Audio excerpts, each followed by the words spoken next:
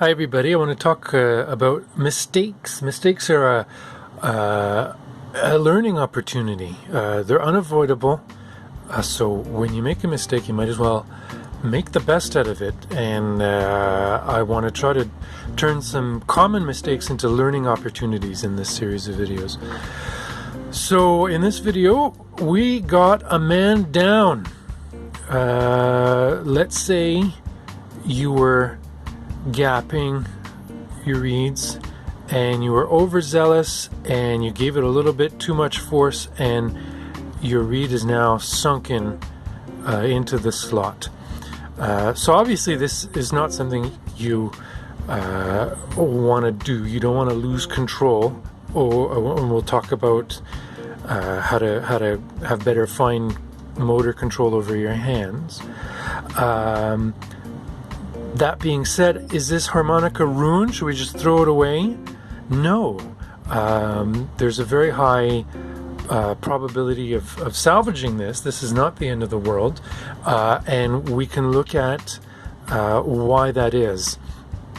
So first of all, we've pushed too hard, and if you've pushed in the middle of the reed, you're going to cause the reed to flex at the weakest point, and that causes an area of work hardening. So you've overstressed that area, and now it's work hardened. That means that as a spring it'll be stiffer, or as a reed it will now vibrate at a lower pitch because it's stiffer. So that's why reeds flatten when you stress them too much. Now, the second mistake that you can make is to just simply try to push this back up, because that will apply more pressure to the spot that we've just stressed. The alternative is to try to apply counter pressure, pressure and counter pressure, so that you bend the reed back up in an area just adjacent to where you've caused the stress, and you can straighten the reed out, get it pretty close to where you want to get it, without doubling or tripling the amount of work hardening or stress on one particular point.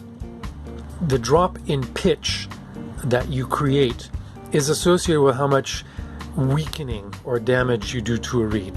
That being said, I can do quite a bit of work on a reed, and because I can space out where I put the stress, where I apply stress, when I play the reed that now has a dramatically different shape, its pitch has barely dropped, a few cents. It's very common for me to do reed work and only drop the pitch 3 or 4 cents.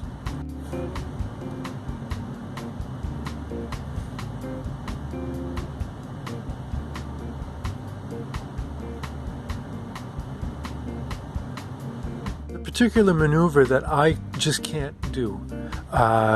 Listen to the pitch.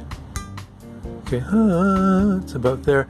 I find that if I straighten, or if I try to pop up a reed by shoving my plinker as far as it'll go to bring that up, you hear that? To my ears, the pitch just dropped.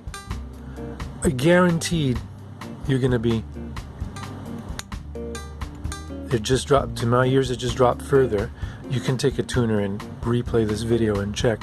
But I try to avoid this way of bringing a reed up. I prefer to apply pressure on the base and some counter pressure. Well, apply pressure upwards and counter pressure with my finger, just so that we distribute that stress. There you go.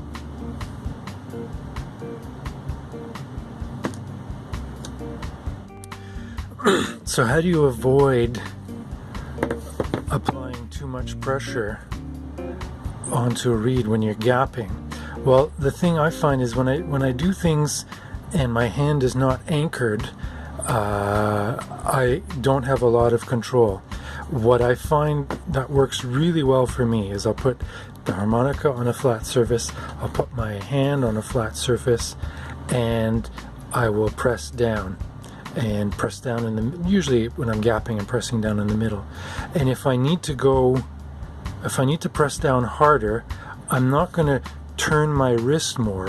What I'm going to do is adjust the position and bring this down a little bit more so that my wrist stays in the same position, but the tip is lower. Right? I'll just keep lowering it just so that I can stay in that sweet spot of fine motor control just by turning my wrist. I find that if I hold it in midair, the harmonica is not anchored on anything, it's floating in midair. I'm using a lot of different muscle groups to push down, and there's a lot of random chance involved there. So I hope that helps.